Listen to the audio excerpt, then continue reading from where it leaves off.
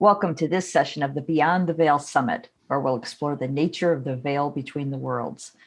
I'm Lisa Bunnies, your host, and my guest for this session is Dr. Mark Pitstick. Our topic today is Visit with Your Departed Loved Ones Now. Dr. Mark Pitstick is an author, lecturer, counselor, and holistic physician. He directs the SoulPhone Foundation, and he's also a research assistant for the SoulPhone Project and founder of the Greater Reality Living Groups. Mark, thank you so much for being with us today. Thank you. Welcome. My pleasure, Lisa. Looking forward to it. Not as much as I am, because your work is truly groundbreaking. I know that you say that scientific research has now definitively demonstrated that life continues after bodily death. Do tell. Yeah. And first of all, for your viewers, we're going to be talking about facilitated ADC, after death communications. And the point about the scientific research is that it now makes these various techniques and even the discussion about afterlife and our dear ones much more real because we have this scientific evidence. So, 2020, when that year popped in, I thought, wow, how perfect, a year to see things clearly and perfectly. And of course, it was a challenging year for many of us. But the great news is we did put together then, assemble all the research that had been done for the previous few years and determined that we could say, as you said perfectly, that life after death has been definitively demonstrated scientifically based on 7 different experiments, over 1 trillion pieces of data points, multiple sessions, replicated, controlled, double-blind. All the things you need for real scientific research. Dr. Schwartz has had 3 papers published in scientific journals describing this work, and the 4th comprehensive one is pending. So that's, yes, the great news. We want to shout from the rooftops that it's been demonstrated. Now, we're holding off on the P word, the prove word, proof, until we have the multi-center studies. Those will occur later this year with at least 6 other universities and institutes who also replicate the research, probably using much more advanced technology. And then Dr. Schwartz considers that he will be able to, because he's a serious scientist, former Harvard assistant professor, tenured professor at Yale, and 30 years senior professor at University of Arizona. However, all that over 600 scientific papers, this guy's a giant. Even so, he says he'll be able to accurately and responsibly say then that life after death has been scientifically proven. Mm-hmm. Right. Okay. So that's Dr. Gary Schwartz at the University of Arizona, Tucson. I just wanted to make that clear. Yes. So let's go ahead and dive in. I know that you prefer the term a post-material person as opposed to somebody who's deceased, or explain that terminology. Yeah, I'm going to be talking about Dr. Schwartz a lot because we're like soul brothers. Been working on this so hard and so long. And as I have a sip of tea, it reminds me that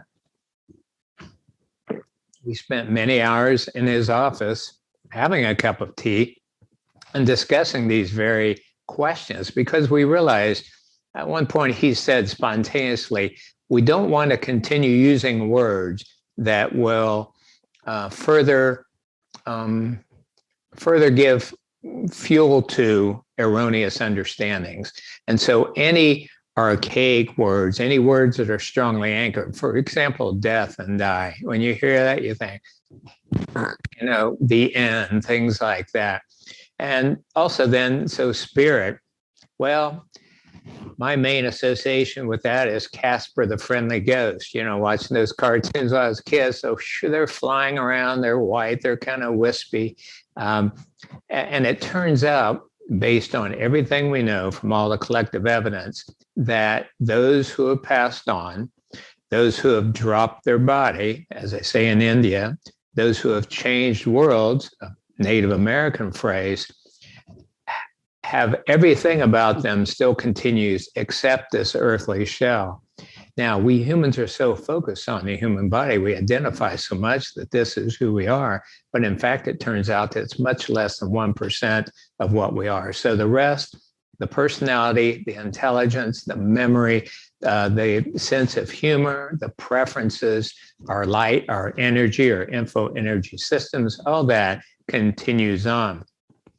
In addition, it's become clear that those who have changed worlds are or can be just as physical as we. At one point, one of the researchers asked, so, the question everybody's been wondering, after you die, can you still have sex?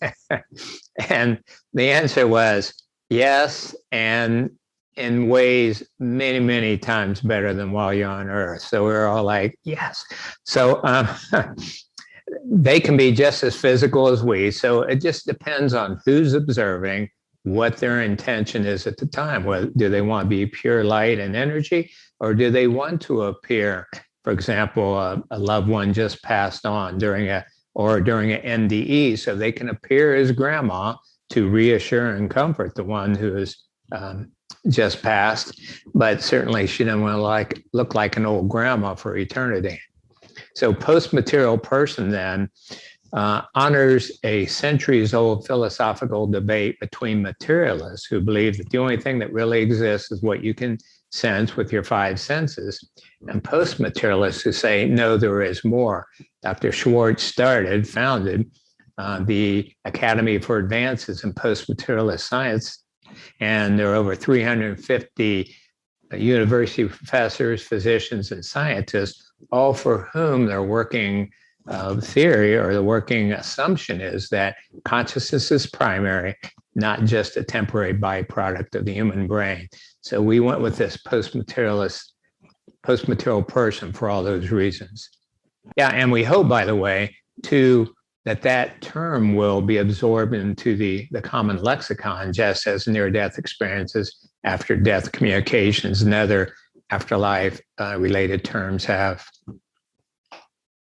Yeah, it does make a lot of sense to use that terminology. It sort of takes away the scary edge to it and makes it a lot more matter of fact. So yeah, thank you for that. That's very helpful. Now, let's get back to this really great news about, that this research has come so far. Let's talk about how this can actually affect the way that we're living our lives. Well, in the past, I went to theology school before as a psychologist, before as a doctor of chiropractic. And so in the past, we pretty much had to go by faith. I took a year and a half of biblical history. And at the end, the professor said, so now you can see in conclusion that all of our beliefs about God and Jesus and afterlife, life after death and so on, largely have to be taken on faith. There's very little real evidence. And I was like, damn, why didn't you tell us that the first day? I could save myself a lot of tuition money. So the other thing is that over the years, I've been working with people now for 49 years. I started when I was 19, working in hospitals. So I've been around a lot of people who are dying as they die, and with loved ones who have had a loved one just pass. And a lot of them are afraid, even ones that go to church 3 times a week and been going to church forever. I mean, when the rubber hits the road, they're like, okay, is this getting kind of real here? Is there really evidence? Is there really an afterlife? So I think that's the biggest way, Lisa, is that having all the collective evidence, and that means this scientific research we're talking about, but also the clinical research, NDEs, after-death communications, et cetera. By the way, I talk about all this on my website, soulproof.com. There are 93 articles that cover all these things, free radio shows where I have interviews with the best of the best, Wayne Dyer, Brian Weiss, Michael Newton, Raymond Moody, et cetera. So people can learn all this information. But now that we have all this evidence, especially the scientific evidence, we can relax. We can enjoy the ride, the journey. There's not that, what if I don't see my loved ones again? Or what if there really is nothing? And that's the biggest thing. I think we can really fully live when we know that we're not this body, but the rest of us eternal. Right. Well, now you mentioned the phrase after death communication. Is this something that commonly happens? Because it feels like a lot of people would love to have this happen to them, but they don't know how. Yeah. ADCs for short, after death communications, probably first came on the scene with the book by the Guggenheims, Hello from Heaven, where they have 350 cases. And I know that's where I learned a lot about it. I mentioned Dr. Raymond Moody. He estimates that 25 to 33%, depending on the polls, of Americans have had some sort of meaningful perception of their, quote, deceased loved ones. That number swells to 66% for widows and widowers with their spouse who has passed, and 75% of parents. However, I'm a part of the organization Helping Parents Heal.org for bereaved parents. And I've worked with thousands of parents. And when I do informal surveys, I see a show of hands. Almost all of them say, yes, they've had some sort of perception with their child who has changed worlds. Now, these ADCs, Lisa, can be while awake and involve our usual senses. Sometimes they'll hear, see, feel loved ones, just like we would with other people on Earth. Sometimes they involve more ethereal senses, seeing in their mind's eye, hearing telepathically, having a feeling or knowing they're in the room. ADCs can also occur while asleep. And these seem like vivid dreams. Many people have them. Gosh, I woke up and thought I was with my mother who passed, and it seems so real. And I feel this peace now.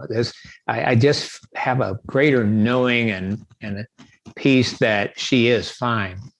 So those are some of the signs of a valid dream ADC. But in addition, we have a number of what are called evidential dream ADCs, in which a person dreamed, for example, the eminent psychiatrist Carl Jung had a dream where his next door neighbor who had just passed was standing at the foot of his bed. They were talking, and Jung, with his wonderful psychoanalytic mind, said, how will I know tomorrow if this is just a dream or really happened? And so he asked his friend to give him some sort of sign. Well, his friend said, well, tomorrow, go over to my house, ask my wife to let you in my library. And on this shelf, in this row, there is a book of this color by this name. And the next day, Jung did as instructed. He'd only been in the library a few times. He certainly didn't know, every book by heart. And just as instructed, there was this book, and the title of the book was Legacy of the Dead. So sometimes in these ADCs, information is shared that was not known, that could not be known. Things like unknown life insurance policy, and the papers are found afterwards. Mm-hmm. Right.